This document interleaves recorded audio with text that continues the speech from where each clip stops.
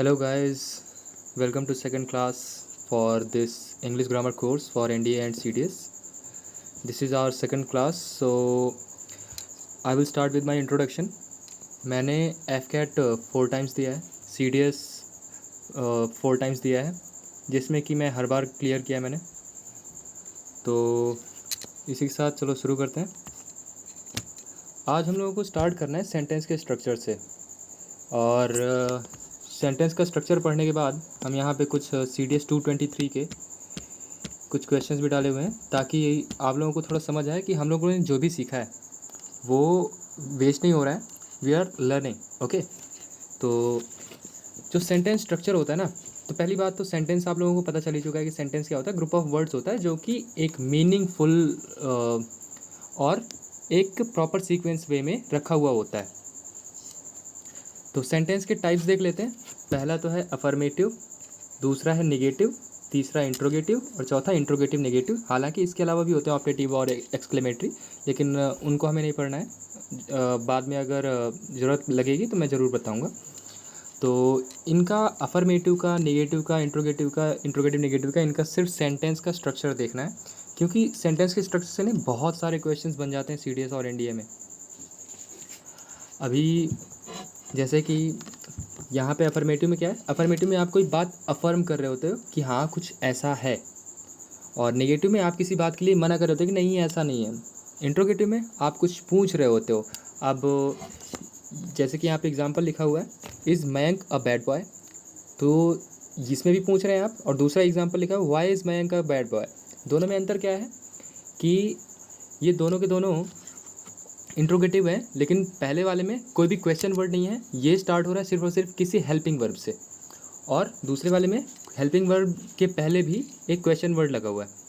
तो इसको मैं फर्स्ट, जो पहला वाला इज़ मयंक का बैड बॉय है, तो इसको मैं फर्स्ट टाइप ऑफ इंट्रोगेटिव से रेफ़र करूँगा, और दूसरे वाले को सेकंड टाइप ऑफ इंट्रोगेटिव से रेफ़र करूँगा। और लास्ट में आता है इंट्रोगेटिव नेगेटिव। तो सेंटेंस का स्ट्रक्चर अफर्मेटिव में सबसे पहले सब्जेक्ट आता है, फिर हेल्पिंग वर्ब आता है, फिर मेन वर्ब, फिर ऑब्जेक्ट। अभी मेन वर्ब क्या होता है या फिर एक्शन आप लोग समझ चुके हैं, अभी थोड़ा थोड़ा उसके बारे में भी आगे बता दूंगा। तो यहाँ पे ध्यान देने वाली बात क्या है कि यहाँ सारे के सारे सेंटेंस के स्ट्रक्चर आपको जो भी दिख रहे हैं, जैसे कि अफर्मेटिव में क्या है, subject plus helping verb plus main verb plus object. Negative में क्या है, subject plus helping verb plus not या नेवर, सिर्फ और सिर्फ हेल्पिंग वर्ब और मेन वर्ब के बीच में नॉट या नेवर आ गया, जो जनरली नॉट यूज़ होता है। फिर इसके बाद यहाँ पे सेम ही है, देखो मेन वर्ब प्लस ऑब्जेक्ट। और यहाँ पे इंट्रोगेटिव में देखिए, तो आपका हेल्पिंग वर्ब हो सकता है, यहाँ पे हेल्पिंग वर्ब हो सकता है, फिर सब्जेक्ट, फिर मेन वर्ब, फिर ऑब्जेक्ट। आपने यहाँ पे देखा ये हेल्पिंग वर्ब सिर्फ और सिर्फ हेल्पिंग वर्ब, थोड़ा सब्जेक्ट के आगे आ गई, सिर्फ हेल्पिंग वर्ब, और उसके पहले अगर ज़रूरत पड़ती तो आप कोई क्वेश्चन वर्ड भी यूज़ कर सकते हैं। इंट्रोगेटिव नेगेटिव में क्या होता है कि आप question word plus helping verb plus subject plus not, जो आपने यहाँ पे किया था कि subject plus helping verb plus not main verb object, यहाँ पे नेगेटिव में उसी तरह से आपने हेल्पिंग वर्ब तो पहले ही उठा ली है, ठीक है, तो सब्जेक्ट के बाद सीधा सीधा नॉट आएगा। वही चीज़ यहाँ पे लिखी हुई है कि यहाँ पे question word plus helping verb plus subject plus not या never plus main verb plus object. अभी इन सेंटेंस के स्ट्रक्चर में सिर्फ और सिर्फ हेल्पिंग वर्ब चेंज हो रही है, इस बात को दिमाग में रखना है, कंफ्यूज नहीं होना है कि ये सारे के सारे अलग अलग तरह के स्ट्रक्चर हैं। स्ट्रक्चर सिर्फ एक ही है, सिर्फ यहाँ पे हेल्पिंग वर्ब के प्लेस चेंज करने से आपको अलग अलग तरह के हो सकता है कि लगने लगे हैं स्ट्रक्चर्स।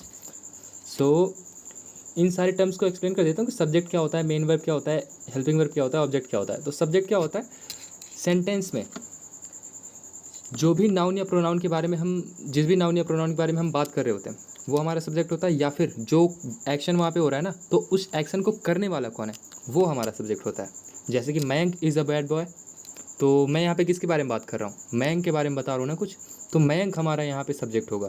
और दूसरा लिखा है we are going to temple, तो यहाँ पे सबसे पहले ना एक्शन ढूंढना है। जब भी आपको पार्ट ऑफ स्पीच चेक करने हो ना, तो सबसे पहले आपको एक्शन या फिर वर्ब ढूंढना है। तो वर्ब यहाँ पे we are going to temple में क्या है, गोइंग है ना, जा रहे हो, हम टेम्पल जा रहे हैं।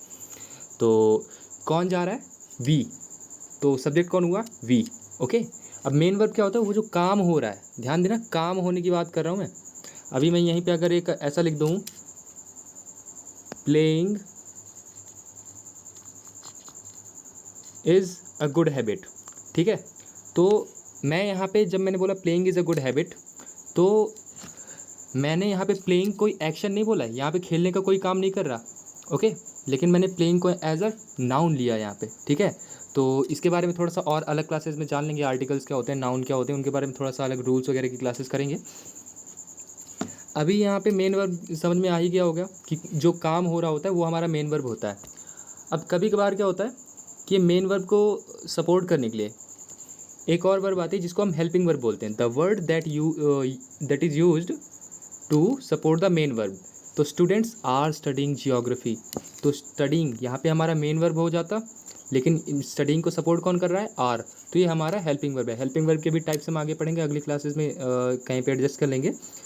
अब ऑब्जेक्ट क्या होता है, द नाउन या pronoun being affected by the action of the subject. तो जो एक्शन हो रहा है, तो सबसे पहले तो आपको एक्शन ढूंढना है किसी भी सेंटेंस में। एक्शन क्या हो रहा है यहाँ पे, स्टूडेंट्स आर स्टडिंग जियोग्राफी, तो एक्शन क्या हो रहा है, स्टडिंग। कौन कर रहा है, स्टूडेंट्स, तो स्टूडेंट्स क्या है यहाँ पे, सब्जेक्ट है, राइट। और स्टूडेंट्स के एक्शन से यानी कि स्टडी से कौन अफेक्ट हो रहा है, जियोग्राफी अफेक्ट हो रहा है ना, या फिर स्टूडेंट्स एक्शन किस पर कर रहे हैं, जियोग्राफी पर कर रहे हैं, ठीक है। तो ये हमारा ऑब्जेक्ट हो जाएगा। अभी अगली स्लाइड पे चलते हैं। तो यहाँ पे एक लाइन लिखना भूल गया हूँ, लेकिन कोई बात नहीं, बता देता हूँ कि जब भी आप सब्जेक्ट या ऑब्जेक्ट की बात करते हैं ना, तो सब्जेक्ट या ऑब्जेक्ट सिर्फ और सिर्फ नाउन हो सकता है या फिर प्रोनाउन हो सकता है, ओके।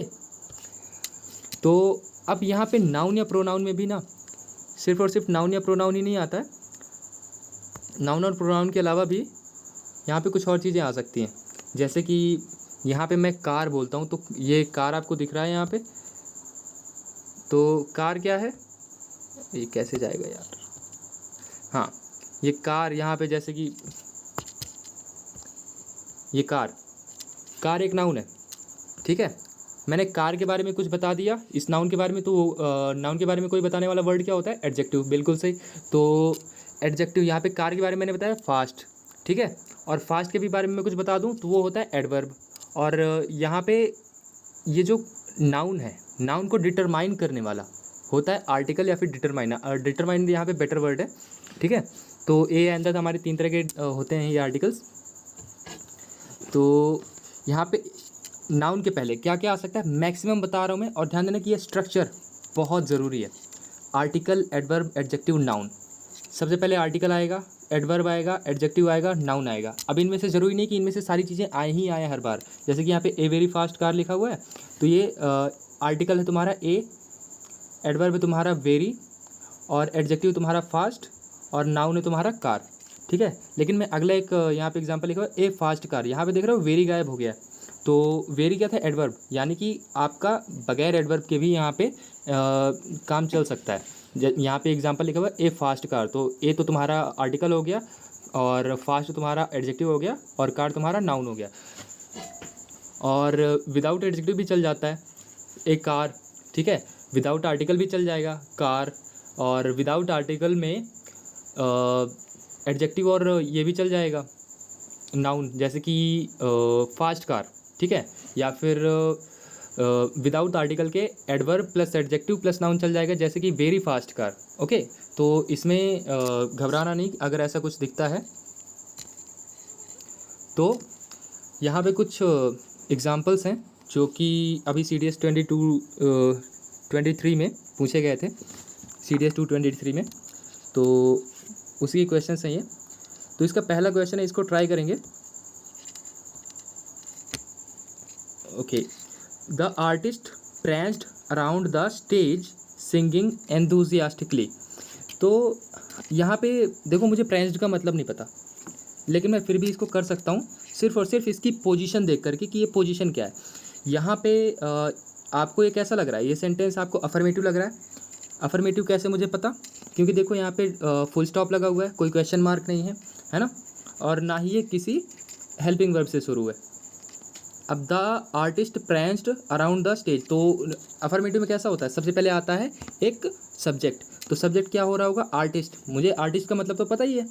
फिर इसके बाद pranced का मतलब नहीं पता, कोई बात नहीं। Around the stage singing enthusiastically, तो यहाँ पे काम क्या हो रहा है।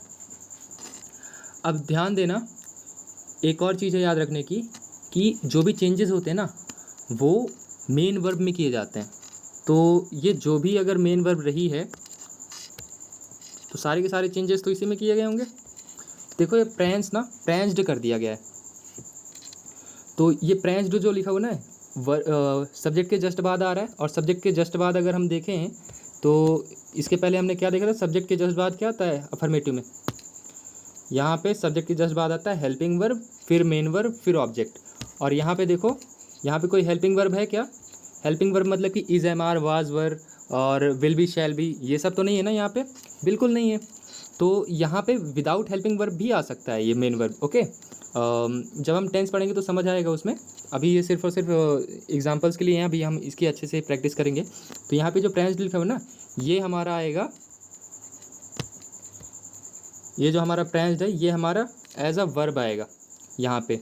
फिर इसके बाद दूसरा सेंटेंस लिखा हुआ है, put the fork and knife in the cutlery box. तो यहाँ पे वर्ड क्या यूज़ किया गया है, इन, जिसको हमें बताना है। तो कुछ वर्ड्स होते हैं जो कि फिक्स होते हैं, आप जैसे कि प्रीपोजिशन को आप बिना इधर उधर सोचे, सिर्फ लिमिटेड कुछ वर्ड्स हैं उनको आप सीख लो और उनको आप बिना सोचे समझे आप प्रीपोजिशन लगा सकते हो।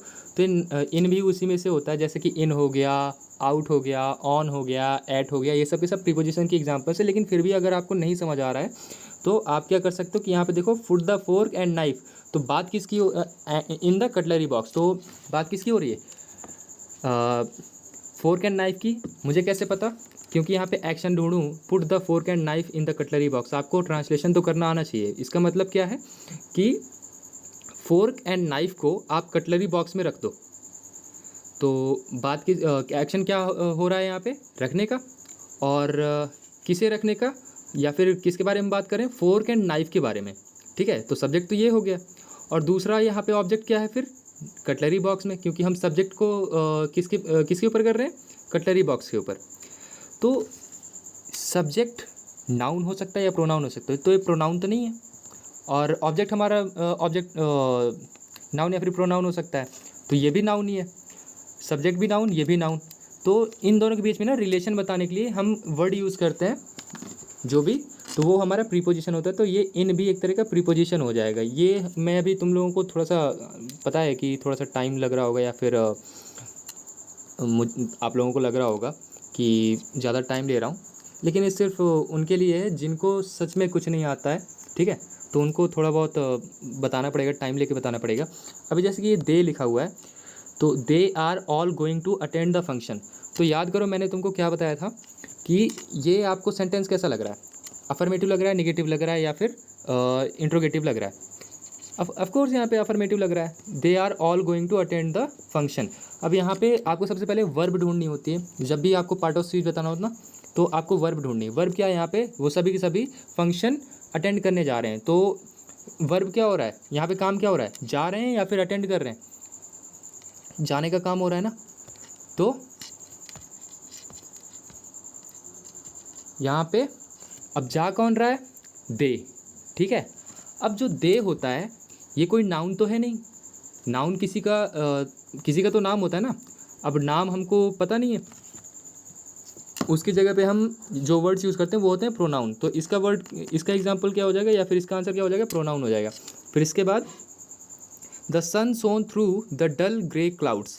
अब यहाँ पे आपको सबसे पहले मैंने क्या बोला, वर्ब ढूंढनी है। वर्ब कहाँ है, the sun shone through the dull grey clouds. तो यहाँ पे सोन, साइन की सेकंड फॉर्म होती है सोन, तो सूरज चमका through the dull grey clouds. तो चमका ये मेन वर्ब है। अब ये मेन वर्ब कर कौन रहा है, सन कर रहा है, यानी कि सन हमारा सब्जेक्ट हो गया। अब ये किस पर कर रहा है, या फिर यहाँ पर हमारा ऑब्जेक्ट क्या है, तो यहाँ पे द डल ग्रे क्लाउड्स दिख रहा है, ये हमारा पूरा का पूरा यहाँ से लेकर के यहाँ तक ऑब्जेक्ट बन जाएगा। लेकिन ऑब्जेक्ट में भी यहाँ पे इतना बड़ा ऑब्जेक्ट है, तो ऑब्जेक्ट में हम इसके टुकड़े करके देखते हैं कि ये कौन कौन से पार्ट ऑफ स्पीच है। तो यहाँ पे क्लाउड्स देखो, तो ये तो सबसे पहले तो नाउन हो गया। क्लाउड्स यहाँ पे नाउन के जस्ट पहले क्या आ सकता है, कोई एडजेक्टिव आ सकता है, और एडजेक्टिव के जस्ट पहले क्या आ सकता है, एडवर्ब आ सकता है। तो ये डल क्या हो गया, एडवर्ब हो गया ना। ठीक है, आगे करते हैं। तो she came slowly up to the main door. आपको वर्ब ढूंढना है, वर्ब क्या है, केम, आई। अब यहाँ पे मैंने कुछ आपको बात बताई थी कि जो वर्ब होता है ना, वर्ब के बारे में अगर कोई क्वालिटी बताने लगे तो वो वर्ड भी एडवर्ब होता है, ठीक है। She came slowly up to the main door, वो आई डोर पर स्लोली, ठीक है। आई कैसे, स्लोली, तो ये आने का यानी एक्शन का यहाँ पे कुछ क्वालिटी बता रहा है ना ये, तो ये एक्शन की जो भी वर्ड्स क्वालिटी बताते हैं वो होते हैं एडवर्ब। तो सिर्फ एडवर्ब दो ही तरह पे आ सकता है, या तो एडजेक्टिव की क्वालिटी बता रहा हो या फिर इसकी क्वालिटी बता रहा हो वर्ब की। ओके, तो ये भी एडवर्ब हो जाएगा। फिर इसके बाद oh no I am getting late for the function, अभी वो जो हमने एक्सक्लेमेटरी छोड़ा था उसी का यहाँ पे, या फिर इंटरजेक्शन है ये, ठीक है। इंटरजेक्शन, ओ नो, इंटरजेक्शन कैसे समझा मैंने, इंटरजेक्शन वर्ड के बाद ना ऐसे करके ये इंटरजेक्शन मार्क लगा होता है, उल्टा आई वाला, ठीक है। तो ये देख रहे हो, ओ नो के बाद ये उल्टा आई जैसा लगा हुआ है, इसको इंटरजेक्शन मार्क कहते हैं, एक्सक्लेमेशन मार्क। तो ये वर्ड्स इसके देख करके मैंने क्या पहचान लिया कि ये ओह नो क्या है, इंटरजेक्शन। इसके अलावा और मैं कैसे पहचान सकता हूँ ओह नो, आप कब बोलते हो इसको, जब आप एक सडन इमोशन या फिर एक सडन स्ट्रॉन्ग इमोशन फील करते हो, तब आप बोलते हो कि अरे नहीं यार इंडिया मैच हार गई, ठीक है। या फिर जिसने सट्टा लगाया होगा वो क्या बोलेगा, अरे यार 500 चले गए, ठीक है। तो ये हमारे क्या है, इंटरजेक्शन हो गए, जिसमें भी आपको उल्टा आई लग कर दिख जाए वो सारा का सारा क्या है, इंटरजेक्शन है। ओके, फिर इसके बाद the principal is presiding over the meeting, तो यहाँ पे मेन वर्ब क्या हो रहा है, प्रिसाइड करना, ठीक है। अब प्रिसाइड कौन कर रहा है, प्रिंसिपल कर रहा है, ठीक है। द प्रिंसिपल इज प्रिसाइडिंग मैंने कैसे देखा, यहाँ पे देखो हेल्पिंग वर्ब, हेल्पिंग वर्ब के बाद कुछ ना कुछ मेन वर्ब आ रही होगी, क्योंकि मेन वर्ब में ही चेंजेस होते हैं, यहाँ पे आईएनजी लगाया हुआ है, ठीक है। अब प्रिंसिपल ऑब्जेक्ट क्या है, द मीटिंग, ओके। प्रिंसिपल और मीटिंग के बारे में, पोजीशन के बारे में कुछ रिलेशन बता रहे हैं यहाँ पे कोई वर्ड, ओवर, ओवर बता रहे हैं ना कि प्रिंसिपल प्रिसाइड कर रहा है ओवर द मीटिंग। तो ये ओवर क्या है यहाँ पे, ओवर भी एक तरह का प्रीपोजिशन है, ठीक है। इनके बारे में हम डिटेल डिस्कशन कभी अगली क्लासेस में करेंगे। और 8th क्वेश्चन है, the cash machines permit people to withdraw money at any time, जो कैश मशीन्स होती हैं वो अलाउ करती हैं या फिर परमिशन देती हैं पीपल, लोगों को, किस लिए, to withdraw money at any time. तो कैश मशीन्स क्या हो गया, ये तो हमारा सब्जेक्ट हो गया। परमिट, परमिट करना तो वर्ब होता है ना। जैसे कि मैं आपको परमिट कर दूं कि you can leave the class, you may leave the class, can तो गलत हो जाएगा। अब cash machines permit people to withdraw money at any time, ये हो जाएगा हमारा परमिट, वर्ब हो जाएगा। फिर इसके बाद आगे बढ़ते हैं, तो the novel is loosely based on his childhood in England, तो यहाँ पे सबसे पहले वर्ब ढूंढना होता है हमेशा, ठीक है। वर्ब ढूंढना है, वर्ब क्या है यहाँ पे, बेस्ड, आधारित होना, ओके। तो क्या आधारित है, नॉवेल, ठीक है।